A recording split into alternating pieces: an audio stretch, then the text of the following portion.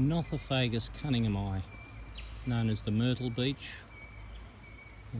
and sometimes referred to as the Tasmanian beech because it's endemic to Tasmania in some of the cooler, moister areas, and also native to the Otways and wetter parts of Gippsland and up into the Warburton Ranges and beyond, and a little bit of the higher country where there's a little bit of like Mt Donna Buang region and a few other places where there's cool sheltered positions for it to thrive. Reasonably high rainfall. Cold doesn't seem to bother it. It'll certainly take down to -7 C, and although it doesn't like hot and dry conditions particularly, it is relatively hardy in these cooler mountainous areas where there's reasonable rainfall, equitable rainfall through the summer months, and they tend to grow more shrubby in more exposed conditions in these areas where there's clearings, where they've seeded. But where they're growing in more of a rainforest type conditions, they really thrive and will potentially get 50 to 55 metres tall. They're one of these Gondwana plants. Nothofagus the family's been broken into several groups now, and I believe this one's remained in Nothofagus, Nothofagus, and there's obviously relatives of these in Chile, in South America, Argentina, and the most southerly species in South America is Betuloides, one of its cousins, and there's also, of course, the famous Nothofagus cunninghamii in Tasmania in sort of Alpine, high rainfall, cool, moist locations. They're Mount Field and around Dove Lake at Cradle Mountain in Tasmania are well-known locations to find the cunninghamii cousin of this one. But anyway, we're talking about Nothofagus cunninghamii today, and it is truly a remarkable and beautiful, truly a rainforest tree where it thrives best. And Mt Donna Buang, if you live in Melbourne, is probably one of the nice close places you go. If you're in Tassie, you can go across towards Scottsdale from Launceston, heading east, and there's a lovely range of them. Along the main road heading east in Tasmania from Launceston, you will find a beautiful forests of them there, and also on the west coast and higher plateaus and moister rainforest areas of the south and southeast areas as well. But beautiful species, lovely pink, red, bronze sort of new growth in the spring like we can see now. We're in November in the Dandenong Ranges and at Nicholas Gardens. So this tree was actually a much bigger tree. It's got a trunk on it of about probably 45 centimetres at the base, but it's been coppiced back at some stage. I don't know if a lightning hit it or if it had some dieback or it was getting too big in the location, because there are some quite considerably large trees nearby, but it certainly thrived from the cutback, and whether it's split or something in a storm, that's possible. We've had a lot of that in the last couple of decades in the Dandenongs. We've had some fairly extreme weather events. So Nothofagus cunninghamii, it certainly will grow down in Melbourne. It's one of the easier ones to grow in gardens in Melbourne if you've got a cool southerly location where you've got shelter, you've got shade, and you can keep the water up to it. It doesn't like hot winds or dry. Doesn't like really the hot sun, full sun in those conditions. Like I say, up in the Dandenongs here, fine, no problem. Up in throughout the Dandenongs, we've got mostly 45 plus up to 60 sort of something inches of rain a year. So, and it comes through most of the months of the year. So a much kinder climate for this plant and more akin to where it's native to in wetter areas of Victoria and Tasmania, but nonetheless still a very achievable plant to grow in the suburbs.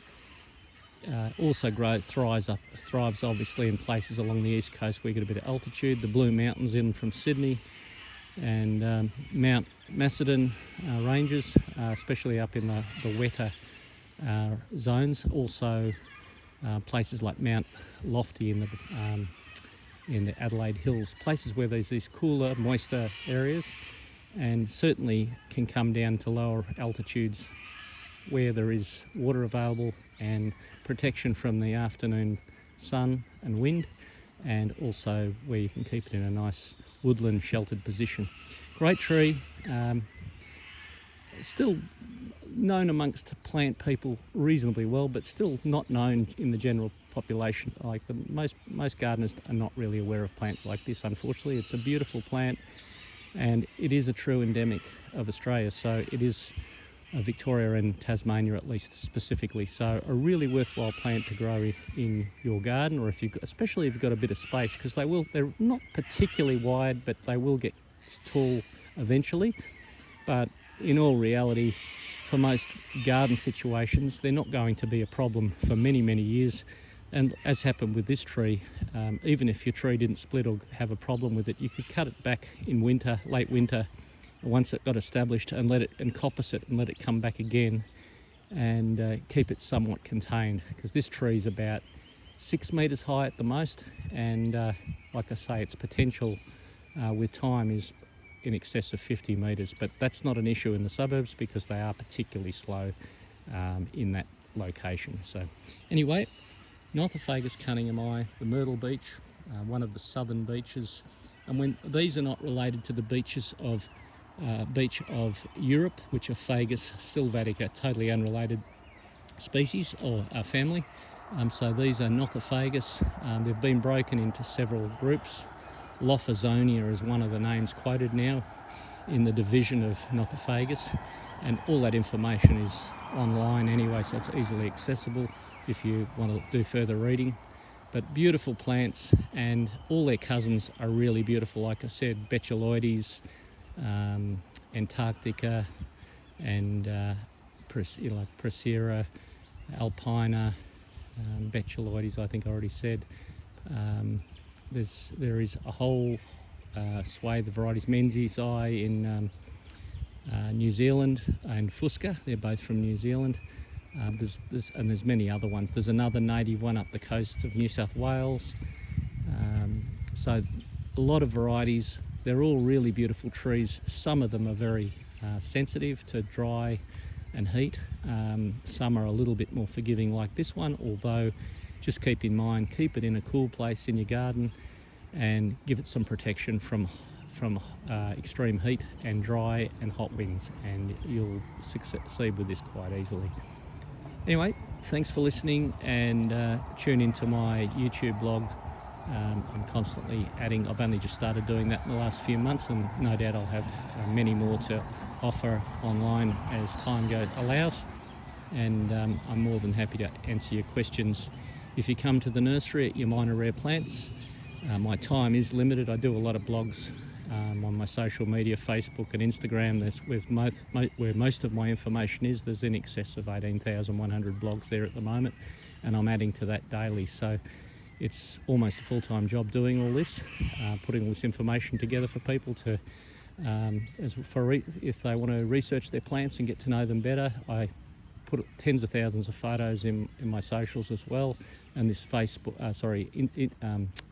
these blogs with these videos that I'm doing are still, YouTube are really still quite new. To the last sort of 4 to 6 months I've been putting up some of the ones that I had stored in my system, so slowly I'll add new ones as I get time, like today. And there's a whole world of plants out there to be discovered. You don't just have to go with the generic and the common plants. There's lots of plants that are available beyond that, and sometimes you have to go on waiting lists and so forth, but this one is one that I've got basically in production every year, so it's almost always available year to year.